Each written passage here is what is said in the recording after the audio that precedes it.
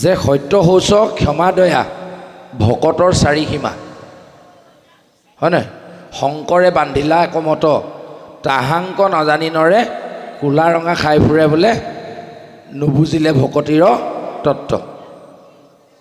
এতিয়া যিজনে মানুহে সত্য কোনোদিন কৈয়ে পোৱা নাই তেখেতে যিমানেই ভাগৱত গাই ফুৰক তেখেত ভকত হ'ব নোৱাৰে। যাৰ শৌচাচাৰ নাই যি নিজকে সেও মানিব নোৱাৰে নিজক তললৈ নমাব নোৱাৰে সেইজনে কেতিয়াও ভকত হ'ব নোৱাৰে। আকৌ যিজনে কেৱল মাত্ৰ ভগৱন্তৰ ঈশ্বৰৰ চিন্তাটোহে মনত আনিব যিজনে কেৱল মাত্ৰ ভগৱন্তৰ চৰণ চিন্তাহে কৰিব কেৱল মাত্ৰ ঈশ্বৰৰ কথাহে মনত ৰাখিব এনেকুৱা ধৰণে যিজনৰ শক্তি আছে সেইজনকে দম থকা বুলি কৈছে। কাৰোবাক মাৰিবলৈ যোৱা যুঁজিবলৈ যোৱা খাৰগৰুটো লুটিয়াই পেলোৱাটো দম বুলি কোৱা নাই। ভগৱন্তৰ ঈশ্বৰক কৈছে ইয়াতে কৈছে মোক কি বুলি মূৰৰ উপচিন্তনত মনে কৰে শ্ৰম জানা প্ৰাণ সখী আৱে তাকে বুলি দম। ভগৱন্তৰ ঈশ্বৰৰ কথা মনত ৰাখিবৰ কাৰণে যিজনে যত্ন কৰে শ্ৰম কৰে সেইজনক দম থকা বুলি কৈছে।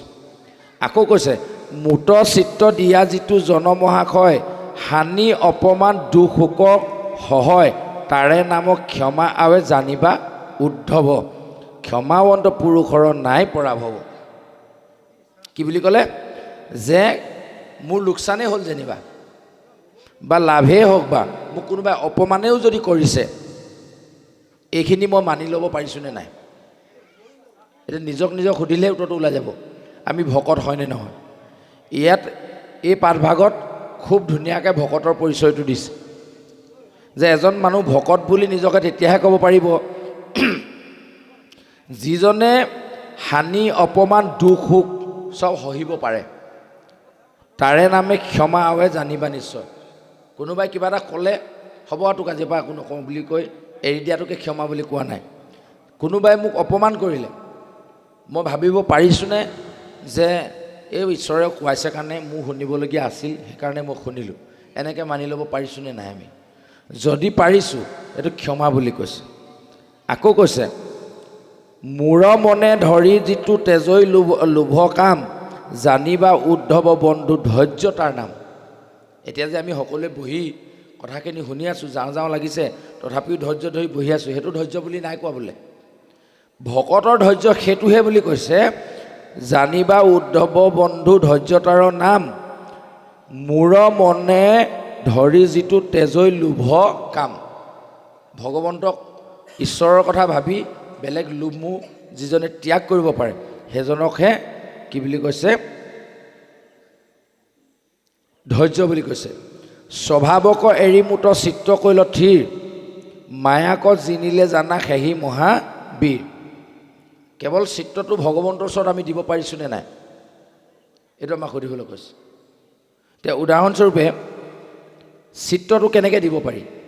এতিয়া সাধাৰণতে মাক এগৰাকীয়ে শিশুটো চোতালত মেলি ল'লে অলপ মানে কি হৈছে খোজকাঢ়িব পাৰিছে ধুপুক থাপাককৈ কিনাৰতে ধান বহাই আছে জুইকুৰা জ্বলি আছে হেন সময়তে ভকত এজন আহিছে তেওঁ তামোল এখনো আনিবলগীয়া হৈছে যে গোটেই কামখিনি কৰি আছে যদিও কিন্তু চিটটো ক'ত দি থৈছে ল'ৰাটো কেনেবাকৈ কিনাৰ খালটোত পৰিবগৈ নি আকৌ জুইতে হাত ভৰাই দিব নেকি আকৌ ভকতৰ লগত কথা পতাৰ মাজতে কিন্তু কাণটো তালে দি থৈ দিয়ে মানে একান্ত চিত্তে তেওঁৰ কথা সেইটোহে বেছি মনলৈ আছে আৰু সেইকাৰণে চিটটো য'ত থাকে সেই কথাখিনিহে আমাৰ মনত সোমায়। নহ'লে আমি ইয়াত কথাখিনি শুনি আছোঁ এই মাজতে দুটামান কথা কেনেকৈনো পাৰ হৈ গ'ল মাইকত ইমান ডাঙৰকৈ চাউণ্ড লগাওঁতেও মই শুনি নাপালোঁ কেলৈ সেই সময়তে চিটটো মোৰ বেলেগলৈ গুচি যায় আৰু সেই তেনেকৈ চিটটো গুচি যোৱাৰ কাৰণেই ৰাসলীলা কৰি থাকোঁতে যত গোপী তত কৃষ্ণ বৃন্দাবনৰ মাজে বুলি কৈছে যিমানগৰাকী গোপী আছিলে সিমানজন কৃষ্ণই একে সমানতে নৃত্য কৰি আছিলে তাৰ মাজতে এগৰাকী হংসচুৰে লৈ গ'ল। কেনেকৈ নিবলৈ পালে সেই খন্তেক মাত্ৰ সময় তেওঁ বেলেগ এটা কথা মনলৈ গুচি অহাৰ কাৰণে কৃষ্ণ তেওঁৰ পৰা আঁতৰি গুচি গ'ল। তো এনেধৰণে আমি কৃষ্ণক চিন্তা কৰিব পাৰিছোঁনে নাই এইটো কথা কৈছে। যিজনে তেনেকৈ চিন্তা কৰিব কৰিছে তেওঁক কৈছে মায়াক জিনিলে মায়াটো তেতিয়াহে তেওঁৰ পৰা আঁতৰি যাব। হৰি বুদ্ধি সদায়ে সবাকো কৰে মান, জানিবা উদ্ধৱ তাকে বোলে মহা দান। এতিয়া আমি যিকোনো এটা বস্তু কাৰোবাক দিলে আৰু দান কৰিছোঁ বুলি ভাবি লওঁ। আমি খোজনীয়া মগনীয়া আহিছে, চাউলৰ মুঠি দিছোঁ, তাক দান দিছোঁ বুলি ভাবোঁ। কিন্তু শাস্ত্ৰই সেইটো দান বুলি নাই কোৱা। কি বুলি কৈছে? হৰি বুদ্ধি সদায়ে সবাকো কৰে মান, জানিবা উদ্ধৱ তাকে বুলি মহাদান। সকলোকে ভগৱন্ত বুলি ভাবিব পাৰিছোঁনে নাই? যদি সকলোৰে হৃদয়ত ভগৱন্ত আছে বুলি আমি মানি ল'ব পাৰোঁ, তেতিয়া সেইটো দান কৰা বুলি কৈছোঁ। সকলোকে আমি তেনেধৰণে মানি ল'ব পাৰিব লাগিব, তেতিয়াহে দান বুলি কৈছে। আকৌ কৈছে, মূত চিত্ত দিয়াতে যি ভোগ অভিলাষ, জানা তাৰে নাম মহাতপ অভিনাশ। সমস্ত জগতৰ যিটো দেখৈ হৰি মই, তাৰে নামো সত্য সখী জানিবা নিশ্চয়। এতিয়া সঁচা কথা কোৱাটোকে সত্য বুলিও নাই কোৱা। আকৌ সত্য সেইজন বুলি কৈছে যিজনে সমস্ত জগতক হৰিময় দেখে। এতিয়া আমি দেখিছোঁনে নাই? নিজক সুধিলেই হৈ গ'ল। আৰু আমি সকলোৱে জানো যে সমস্ত ভূততে ব্যাপী আছা তুমি হৰি, সমস্তকে মানিবা তুমি বিষ্ণু বুদ্ধি কৰি। জগতৰ সকলো বস্তুতে ভগৱন্ত আছে বুলি আমি মানিবলৈ কৈছে। এতিয়া পাৰিছোঁ নে নোৱাৰিছোঁ নিজক এবাৰ টেষ্ট কৰি চালেই হৈ যাব, উত্তৰবোৰ ওলাই যায়। এতিয়া আনক কোৱা কথা নহয়, আমি নিজকে কৈছোঁ। এতিয়া সাধাৰণতে সাপ এডাল যেতিয়া গঁৰালত সোমাই সৰু সৰু কুকুৰা পোৱালি কেইটামান খালেই, কণী দুটামানো খালে, তেতিয়া আমাৰ মনলৈ কি আহে? সাধাৰণতে ভাৱটো কি আহিব? অঁ, মাৰটোৱে আহিব। ক'বলৈ বেয়া পালে কি হ'ব? কথাটো সেইটো মনলৈ আহিব নহয় জানো? বাপজনে যেনিবা সাহস কৰি দিছে, বাকীবোৰৰ মনতো সেইটোৱে চলি আছে, কিন্তু ক'বলৈহে বেয়া পাইছোঁ আমি, হয়নে নহয়? এই অনুষ্ঠানটো এতিয়া ক'বলৈহে আমাৰ বেয়া লাগিছে। কিন্তু সাধাৰণতে যদি সাপ এডাল আহি তেনেকৈ গঁৰালত আহি কণী কেইটামান পোৱালি কেইটামান খাই দিয়ে, তাক মাৰিবলৈ মন যাব, হয়নে নহয়? কিন্তু সেই একেডাল সাপে যেতিয়া মন্দিৰত সোমাই দিব, শিৱ মন্দিৰত, নামঘৰত, তেতিয়া কি কৰিব? পূজা নকৰিব নি? হয়নে নহয়? এতিয়া এই যিটো মন যে আমাৰ খেলি মেলি দুটা মন, এই মনটোৰ কাৰণে আমি কৃষ্ণক ভকতি কৰিব পৰা নাই, ভকত হ'ব পৰা নাই। জীৱটোৱে যেতিয়া আমাৰ অন্যায় কৰিছে, তেতিয়া লগে লগে তাক আমি শত্ৰু জ্ঞান কৰিছোঁ, আৰু যেতিয়া আমাক ভালকৈ সুবিধা এটা কিবা এটা দিছে, তেতিয়া আমি তাক মিত্ৰ জ্ঞান কৰিছোঁ। কিন্তু ভগৱন্তই সেইটো নাই কোৱা যে অহৰ্নিশে ময়ে আছোঁ তাত। এইটো কথা মানিব লাগিব। এই কথাটোকে সেইদিনা নঙলামৰাত অনুষ্ঠান এভাগ আছিলে, তাত এজন বাপে আহি সুধিলে, যদি সমস্ততে ভগৱন্ত আছেই, তেতিয়াহ'লে যি কৰাইছে চব তেওঁৱে কৰাইছে। কোনোবা এজন মানুহে যদি বেয়া কাম কৰিছে, তেওঁৰ হৃদয়ত ভগৱন্ত আছেনে নাই? আছে নহয়। তেতিয়াহ'লে কামটো কোনে কৰোৱাইছে? ভগৱন্তই কৰাইছে। আমি এতিয়া কি কৰিম? হয়নে নহয়? কিন্তু তাত এটা পাক আছে।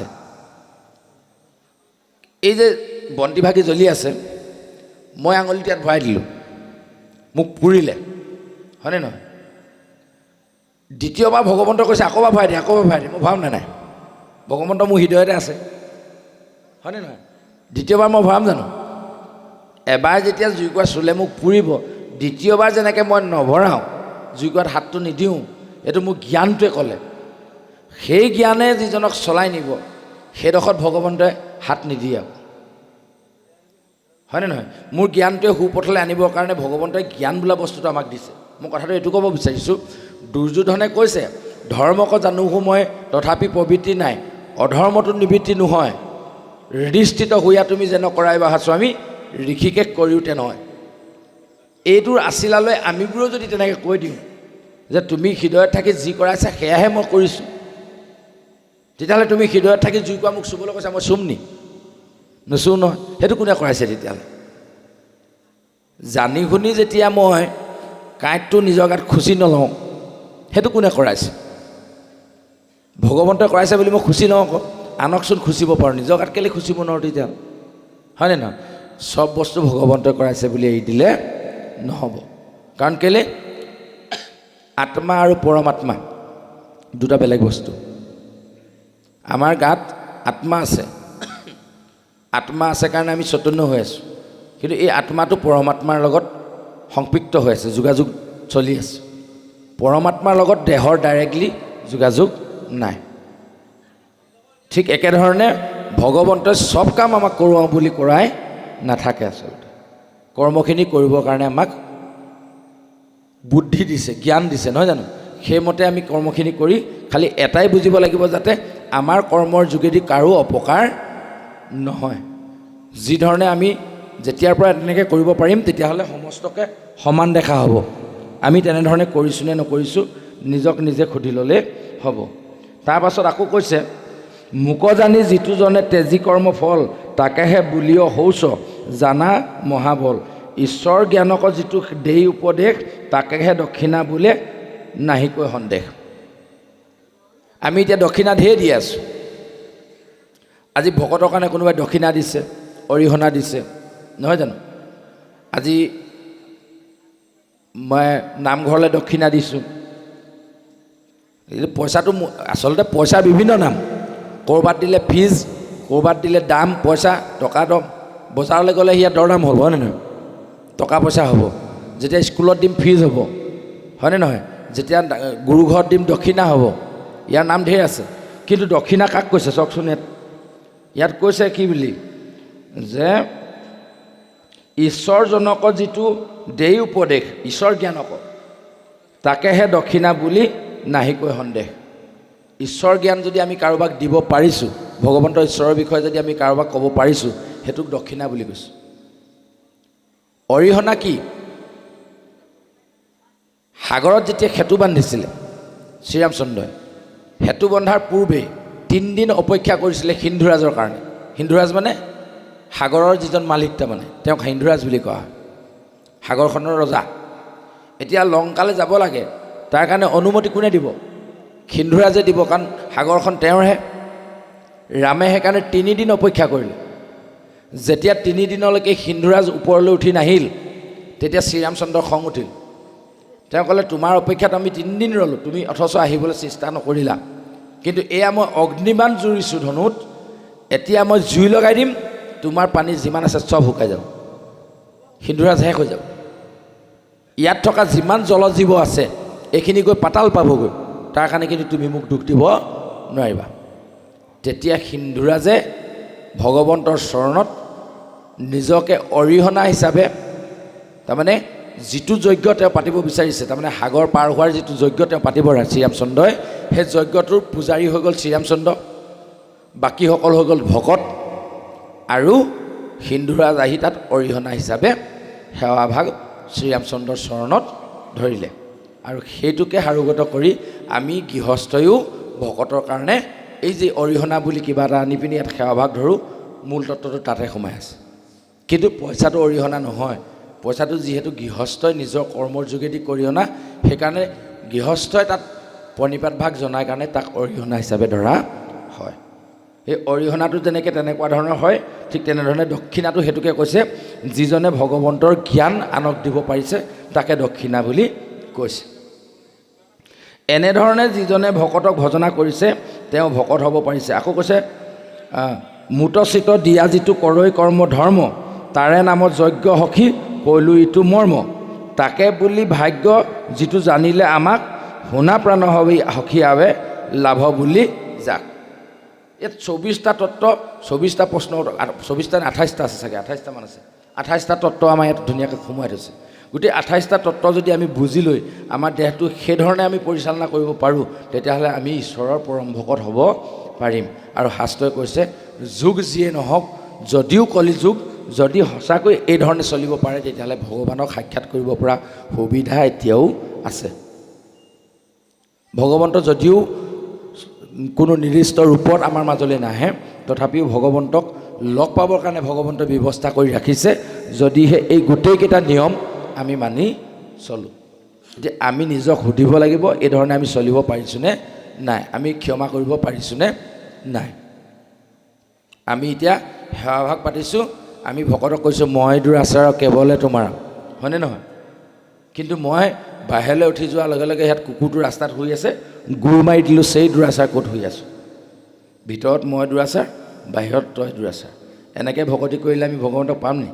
হয়নে নহয়? সমস্ত জীৱত ভগৱন্ত আছে সেইটো ভাবিছোঁ জানো? নাই ভবা। আকৌ আমি ভকতৰ মাজত কেতিয়াবা কওঁ মূৰ সম পাপী লোক নাহি ইহ তিনি লোক, এই তিনিটো লোকত মূৰতকৈ পাপী লোক একো নাই।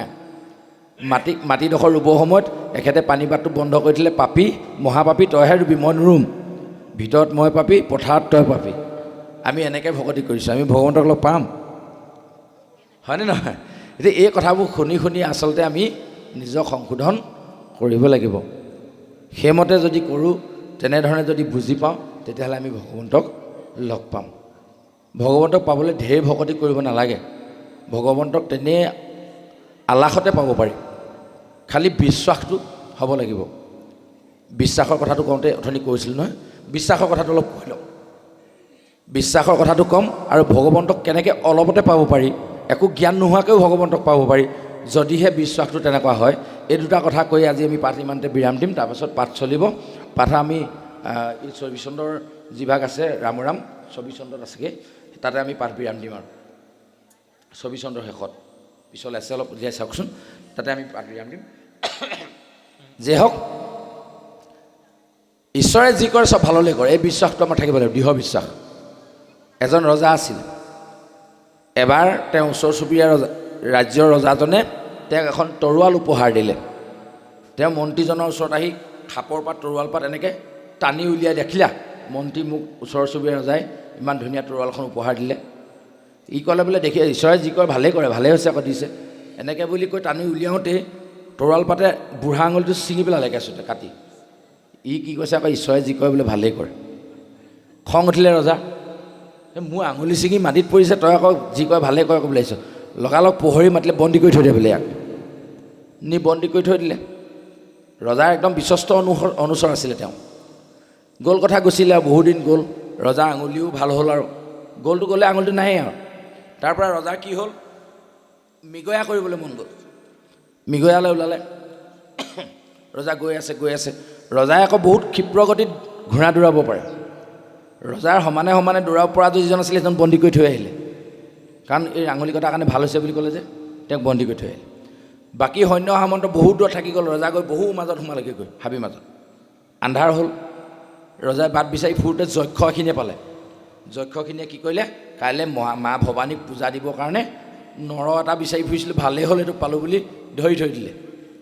পিছদিনা নিৰ্দিষ্ট সময় আহিলে, যিজন কাটোৱাল বলি কাটিব তাৰমানে, সেইজন আহি পিনি লাহেকৈ গা পা ধুৱাই মেলি ৰজা অংগ পৰীক্ষা কৰিলে।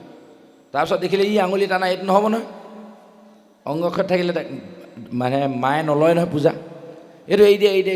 এৰি দিলে। ই ঘৰ আহি পাই গ'লে, ইয়াৰ মনত পৰিলে, ৰজাই ই মন্ত্ৰীয়ে মোক ঠিকেই কৈছিলে, ঈশ্বৰে যি কৰে ভালেই কৰে, মোৰ আঙুলিটো গ'ল কাৰণে আজি ডিঙিটো ৰ'ল, হয়নে নহয়? আঙুলিটো থকা হ'লেতো মোক কাটিলেহেঁতেন চিঞৰ, হয়নে নহয়? আঙুলিটো গ'ল কাৰণে মোৰ ডিঙিটো ৰ'ল, ঈশ্বৰে যি কৰে ভালেই কৰে, তাক লৈ আহ বোলে। বন্দীশালৰ পৰা তাক মতাই লৈ আহিলে। আচ্ছা, মই বুজি পালোঁ বাৰু, ঈশ্বৰে যি কৰে ভালেই কৰে, মোৰ আঙুলিটো গ'ল কাৰণে মোৰ ৰ'লোঁ, ডিঙিটো ৰ'ল, বাচি ল'লোঁ, কিন্তু তোমাৰনো কি ভালটো হ'ল? ঈশ্বৰে যি কৰে ভালেই কৰে বুলি যে তুমি কোৱা, তোমাকতো মই ইমান দিনে বন্দীশালত ভৰাই থৈ দিলোঁ, তোমাৰনো কি ভাল হ'ল? বোলে মহাৰাজ আপুনি একো বুজিয়ে পোৱা নাই কথাটো। বোলে কি হ'ল? বোলে যদি মোক বন্দীশালত ভৰাই নথলেহেঁতেন, আপোনাৰ লগত স্বীকাৰ কৰিবলৈ ময়ো গ'লোহেঁতেন, বাকী সোপাটো আপোনাতকৈ পিছত পৰিলেহেঁতেন, আপোনাৰ সমানে সমানে ঘোঁৰা কোনে দৌৰাব পৰা? বোলে তুমি পৰা। আপোনাৰ লগে লগে কোন গ'লহেঁতেন? বোলে তুমি গ'লাহেঁতেন। আপোনাৰ আঙুলিটো কটাৰ কাৰণে আপুনি বাচি গ'ল, মোৰ ডিঙিটো গ'লহেঁতেন নে নগ'লহেঁতেন? বোলে ঈশ্বৰে যি কৰে ভালেই কৰে, হয়নে নহয়? সেইকাৰণে আমিও তেনেকৈ ভাবিব পাৰিব লাগে। যেতিয়া আমি আকৌ দুখত পৰোঁ, সেয়া ভগৱানে দাঙি নিছিলে, এৰি দিলে, পেলাই দিলে, সেই ৰাধাৰ নিচিনাকৈ ভাবি লওঁ। কথাবোৰ তেনেকুৱা হ'ব নালাগে আচলতে। একেটা ল'ৰাকে যেতিয়া মাকে কেঁচুৱাটোক কোচত লৈ গাত মোহাৰি মোহাৰি গাখীৰ খুৱাই থাকে, সি বৰ ভাল পায়, মাকে মৰম কৰিছে। আকৌ একেটা কেঁচুৱাকে যেতিয়া কুহুমীয়া গৰম পানী অকণমান লৈ চাবোন তেল অকণমান দি ধুৱাবলৈ আৰম্ভ কৰে, তেতিয়া তাক মানে সি কান্দে। মাকে তেতিয়া তাক কি অন্যায় কৰিছে নেকি? মৰম কৰিছে নে তাক খং কৰিছে? সেইটোতো মৰমেই কৰিছে ন। এই আমাৰো একেটাই হয়, যেতিয়া অকণমান দুখত পৰোঁ, আমাৰ আচলতে পাপবোৰ ধুৱে ভগৱন্তই, আমি আকৌ বুজি নাপাই ভগৱানে আমাক দুখ দিছে বুলি কান্দোঁ। আমাক সেইটো ভাবিবলৈ নাই কোৱা। সেইকাৰণে ঢেৰ শাস্ত্ৰৰ তত্ত্ব জানিব নালাগে, ভগৱানক পুজিবলৈ তেনেই সামান্য এটা জ্ঞান হ'লেই হয় যে ভগৱান যে এখন পৃথিৱীত আছে, সেইটো একান্ত চিত্তে মানি ল'ব লাগে। এখন ঘৰত 6টা নে 7টা ল'ৰা ছোৱালী আছিলে, তাৰে এটা বিৰাট খাৱৰীয়া, বৰ এগাল এগাল খায়। 6টা মানুহৰ সি অকলে সমানে খাই দিয়ে, অকলে খাই দিয়ে। মাক বাপেকে এদিন ক'লে বোপাইও তই যদি থাক বাকীকেইটাই নেখাই মৰিব লাগিব, আমি ইমান উপাৰ্জন কৰিব নোৱাৰোঁ আৰু, গতিকে তই ঘৰৰ পৰা ওলাই যাগৈ যা। ই চিন্তা কৰিলে সঁচাকৈ যাব লাগিব নি? বোলে সঁচাকৈ কৈছোঁ পাই, তই থাকিলে বাকীকেইটাই খাবলৈ নাপাব, হয় তই থাক নহ'লে বাকীকেইটা ওলাই যাব লাগিব, গতিকে বাকীকেইটা থাকক তই যাগৈ বুলি ভাবিছোঁ। ই আমন জীৱনকৈ ওলাই গ'লগৈ আৰু গৈ গৈ গৈ গৈ এখন আশ্ৰম পালে। আশ্ৰমখন ভগৱন্ত শ্ৰীৰামচন্দ্ৰৰ চিন্তা চৰ্চা কৰা এখন আশ্ৰম। আশ্ৰমত গৈ ক'লে বোলে হেৰি নহয় প্ৰভু আমি ইয়াত থাকিব পাৰিমনে? বোলে পাৰিবা, আশ্ৰমখন থাকিবৰ কাৰণেতো বনোৱা হৈছে। বোলে খাবলৈ পাম নাই? ইয়াৰ অকল খোৱা ধান্দা, খাবলৈ নাপালে খন্তেকো থাকিব নোৱাৰে। খাবলৈ পাবা আকৌ, আশ্ৰমত যি খায় তুমিও খাবা। বোলে হ'ব। প্ৰথম 10 দিনমান ঠিকেই গ'ল, ধুনীয়াকৈ খোৱা বোৱা আছে। 11 নম্বৰ দিনটোত কোনেও ৰান্ধনি কৰিবলৈ নাই যোৱা, তাৰমানে ভাত ৰন্ধাকৈ নাই। ই চিন্তা কৰিলে শেষেই হ'ল নি আৰু খাদ্য। গুৰুজনক গৈ সুধিছে গুৰুদেৱ বোলে ভঁৰালত খাদ্য শেষ হ'ল নি? বোলে নাই হোৱা। কেলৈ? যে আজি যে কোনো ৰন্ধা নাই। মই তোমাক ক'বলৈ পাহৰিলোঁ, আজি একাদশী। একাদশীৰ দিনা আমাৰ আশ্ৰমত কোনেও সিদ্ধ ভোজন নকৰে, নাৰান্ধে। তুমিও আজি এনেকৈয়ে থাকিব লাগিব। বোলে গুৰুদেৱ আজি যদি মই একাদশী ব্ৰত পালন কৰোঁ কাইলৈ দ্বাদশী নেদেখিমেই কিজানি আৰু, মই বোলে নোখোৱাকৈ জীয়াই থাকিব নোৱাৰিম নহয়। বৰ ডাঙৰ কথাটো হ'ল যে মৰিলেতো মোৰো দুখ লাগিব। গতিকে এটা কাম কৰা, তুমি যিমানকেইটা খোৱা বস্তু আশ্ৰমত আছে তুমি লৈ যোৱা, খালি আশ্ৰমৰ বাহিৰত নদীৰ কিনাৰত ক'ৰবাত তুমি নিজে বনাই খাব লাগিব। বোলে হ'ব গুৰুদেৱ, যেনে তেনে বাচিম আৰু। সি নিজৰ জোখাৰে যিমানখিনি খাব চব বস্তু লৈ গ'ল। এটা কথা আকৌ, তুমি কিন্তু প্ৰথমে প্ৰভু শ্ৰীৰামচন্দ্ৰৰ চৰণত ভোগ লগাই ল'বা। মানে যেনেকৈ আমি ভগৱন্তক অৰ্পণা নকৰাকৈ নাখাওঁ, তুমি ভগৱন্তক দিহে তুমি খাব পাৰিবা। ভগৱন্তই প্ৰথমে খাব লাগিব, তাৰপিছত তুমি পাবা। ই গ'ল আৰু সিজাই মেলি গছজোপা তলতে দিলে, প্ৰভু ৰামচন্দ্ৰ তুমি আহা, তোমাৰ প্ৰসাদ লোৱা, তেতিয়াহে মই ল'ব পাৰিম। ভগৱানক মাতি আছে, ক'তনো ভগৱান আহিব হয়নে? ভগৱানটো চিধা চিধিকৈ নাহে, কিন্তু ই মাতিয়ে আছে নেৰে। ই লাষ্টত এনেকৈ কৈছে যে সেই প্ৰভু ৰাম তুমি আহা যদি আহা, নহ'লে মোৰ লগতে তুমিও ভোকতে মৰিবা আজি। কেলৈ? আজি একাদশী কোনো ভাত নেৰান্ধে, অকল ময়ে মাত্ৰ এটা মানুহ যি তোমালৈ অকণমান ৰান্ধিছোঁ, গতিকে তুমি আহা। এনেকৈ মাতি থকা দেখি শ্ৰীৰামচন্দ্ৰই ভাবিলে বৰ বোলা ভকত এটা পাইছোঁ দেই মধ্যত, এবাৰ এপাক গৈ আহোঁ আৰু চাই আহোঁ। ইমান সত্যকৈ মানি লৈছে কথাটো, হয়নে নহয়? আমিতো তেনেকৈ ক'তনো ভগৱানে খাব, আমাৰ মনলৈ সেই ভাৱটো আহিব, কিন্তু তাৰ সেইটো ভাৱ নাই আহা আকৌ। সি চিধা চিধিকৈ ভাবি লৈছে যে ভগৱান আহিবই। মাতি আছে, লাষ্টত ভগৱান আহিলে আৰু লগত আকৌ লক্ষ্মণো গুচি আহিল। এজনলৈহে দিছিলে, দুজন আহি গ'ল। এতিয়া নিজৰ পৰা অকণমান দিবলগীয়া হ'ল, তালৈ অকণমান কমিলে, আধা পেটি হ'ব এতিয়া। বোলে এখেত কোন? বোলে মোৰ ভাই লক্ষ্মণ। বোলে একদম নিজৰটো? বোলে হয় বোলে নিজৰ। ধৰক দিবলৈ টান পাইছেহি, তথাপিও অকণমান দিলে লক্ষ্মণক, আধা পেটি হ'ল। পিছৰবাৰ একাদশীত সি কি কৰিছে, দুজনৰ কাৰণে, তাই সেতি 3জনৰ কাৰণে লৈ আহিছে, কাৰণ ৰামৰ লগত লক্ষ্মণ আহিব, সেইদিনা গম পাই গ'ল। ৰাম লক্ষ্মণ আৰু নিজৰ কাৰণে লৈ গৈছে, বনাই মেলি আৰু ৰামলৈ সজালে, লক্ষ্মণো সজালে। হে প্ৰভু ৰাম আহা, তোমাৰ ভোগ গ্ৰহণ কৰা। ভাই লক্ষ্মণ তুমিও আহা, ভোগ গ্ৰহণ কৰা, তেতিয়াহে মই খাব পাৰিম। ৰাম লক্ষ্মণ আহিলে, সেইদিনা আকৌ সীতাও লগত গুচি আহিল। বোলে ভকতজন এনেকুৱা আছে বুলি ক'লে, তেওঁ চাবলৈ মন গ'ল। এতিয়া 3জন হৈ গ'ল। ইয়াতো আকৌ মনটো বেয়া লাগিছে, যেনে তেনে আৰু 3জনলৈ আগবঢ়াই আধা পেটিকৈ সেইদিনাও গ'ল। ইদিনা আকৌ 4জনৰ কাৰণে লৈ আহিছে। 4জনৰ কাৰণে আনি গছৰ তলতে থৈ, নাই সিজোৱা আকৌ সেইদিনা দেই, নিসিজোৱাকৈ মাতিছে। হে প্ৰভু ৰাম, আই মাতা সীতা, ভাই লক্ষ্মণ আহা, তোমালোকৰ ভোগ গ্ৰহণ কৰা, এনেকৈ মাতি আছে। ৰাম লক্ষ্মণ সীতা আহিলে। বোলে তুমি বনোৱাই নাই যে? নহয় প্ৰভু, প্ৰথম মই এজনলৈ বনালোঁ, 2জন আহিলে, 2জনলৈ বনালোঁ, 3জন আহিলে, আকৌ 3জনলৈ বনাম, কেইজন বা আহে? গতিকে আজি আৰু বেয়া নাপায় যদি আপুনি বনাই দিব লাগিব, উপায় নাই, ভগৱন্তকে ক'লে। তাৰপিছতে ৰামে ভাবিলে ইমান বোম ভোলা ভকত, হ'ব দিয়া, আই জানকী তুমিয়ে বনোৱা। যেতিয়া সীতাই বনাব বুলি গম পালে, ত্ৰিদশ দেৱতাই ভাবিলে আই মাতাই যেতিয়া বনাইছে, অকণমান হাকান্ন পালেও হ'ব, নখটোমান অকণমান পালেও হ'ব। গোটেই যিমান আছিলে ব্ৰহ্মা বিষ্ণু মহেশ যিমান আছিলে চব নামি আহিলে দেৱতা। ই চালে চেচে আজি মোৰ ইমান গাল আহিছে, যেতিয়া সেই 4টালৈ অনা খাদ্য ক'ত ইমান সোপালে হ'বগৈ আৰু। ই আৰু মন চন মাৰি সেই গছৰ তলত গৈ বহি আছে। ৰামে কৈছে তোমাৰ ভক্তিত গদগদ হৈ মই তোমাৰ ওচৰলৈ আহিছোঁ, তুমি যদি কথা নাপাতা মই যামগৈ আৰু। কি হ'ল তোমাৰ? বোলে নাই একো নাই হোৱা। সিহে জানে মনে মনে কি ভাবি আছে, হয়নে নহয়? সিটো নাজানে সীতা দেৱীয়ে যেতিয়া বনাইছে জগতে খায়ো থাকি যাব, কাৰণ তেওঁ কি লক্ষ্মী আয়ে বনাইছে নহয় জানো, সীতা আয়ে বনাইছে, গতিকে গোটেই জগতে খায়ো থাকি যাব, সেইটো কথাটো সি বুজি নাপায়।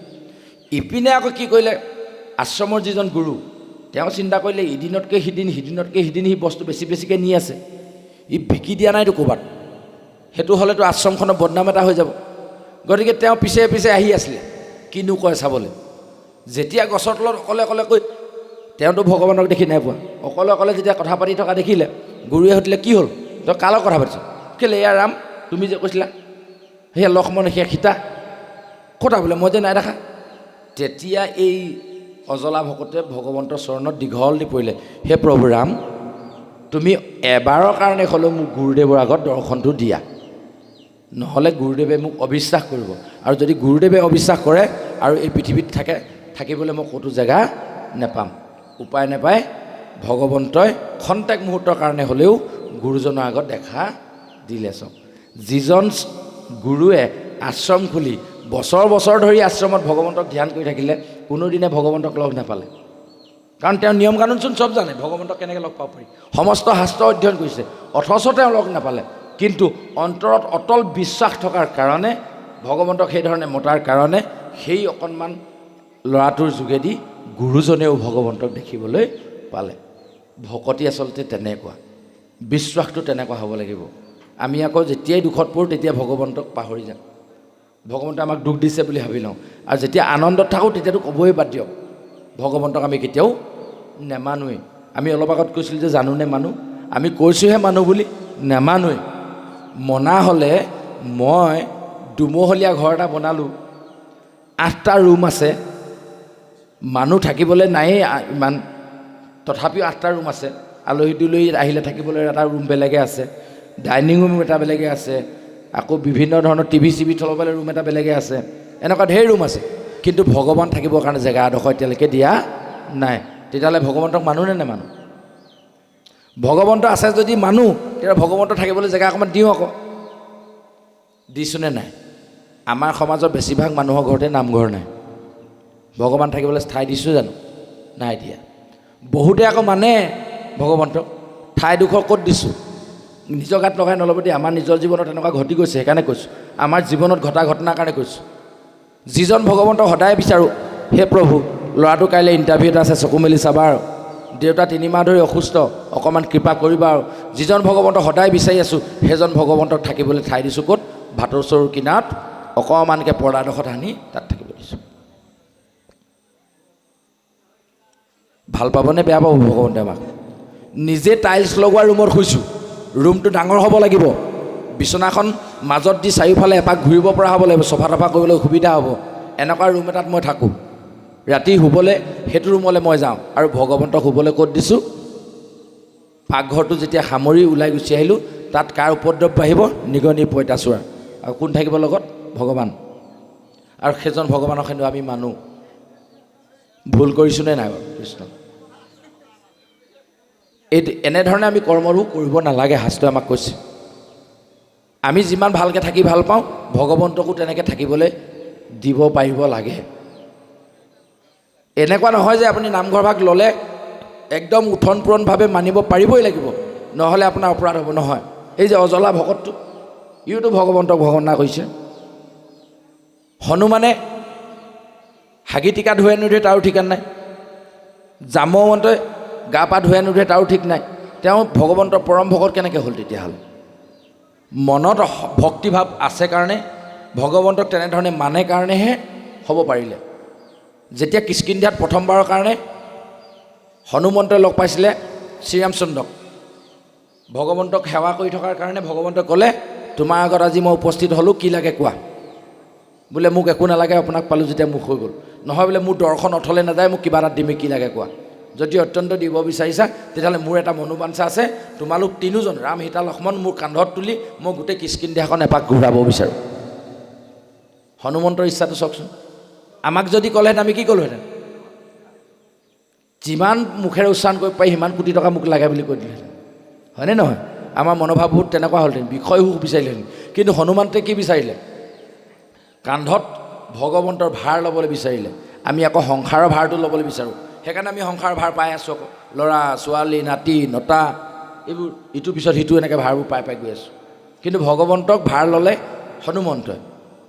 হনুমন্তই যেতিয়া কান্ধত লৈ এক পাক কিষ্কিন্ধাখন ফুৰালে পিছদিনাৰ পৰা তেওঁ কান্ধৰ পৰা নামি বুকুত সোমাই গ'ল মন্দিৰ ক'ত বনালে হৃদয় মন্দিৰত অহৰ্নিশে ৰাম লক্ষ্মণ সীতাৰ স্থান প্ৰলয় চাওক আমি ভগৱন্তক স্থান দিছোঁ ক'ত পাকঘৰৰ চুকত আৰু হনুমন্তে স্থান দিছে ক'ত হৃদয়ৰ মাজত জয় শ্ৰীৰাম ফালি দিলে শ্ৰী ৰাম সীতা লক্ষ্মণ ওলাই গ'ল দেখুৱাইছেনে নাই আমাক ৰামায়ণত হয়নে নহয় জয় শ্ৰীৰাম বুলি বুকু ফালি দিলে ৰাম লক্ষ্মণ সীতা হৃদয়ৰ মাজত ওলাই পৰিলে তাৰমানে হৃদয় মন্দিৰত ভগৱন্তক স্থান দিছে আৰু আমি স্থান দিছোঁ তাত কেনেকৈ হনুমান ভকত নহ'ব আৰু আমি কেনেকৈ সম্ভৱ পাৰ্থক্য ক'ত আছে কৃষ্ণ সেইটোৱে এতিয়া গা ধুলেও নুধুলেও বাহ্যিক কৰ্মত যিমান শুদ্ধ হওক বা নহওক হৃদয় পবিত্ৰ কাৰণে ভগৱন্ত গৈ হৃদয়ত সোমাই দিলে আৰু আমাৰ হৃদয় অপবিত্ৰ কাৰণে বাহ্যিকটো যিমান পবিত্ৰ নহওক ভগৱন্ত আমাৰ লগত নাথাকে আমি দুৰ্যোধনৰ নিচিনা হৈছোঁ সেইকাৰণে আমাৰ লগত ভগৱন্ত নাথাকে আমি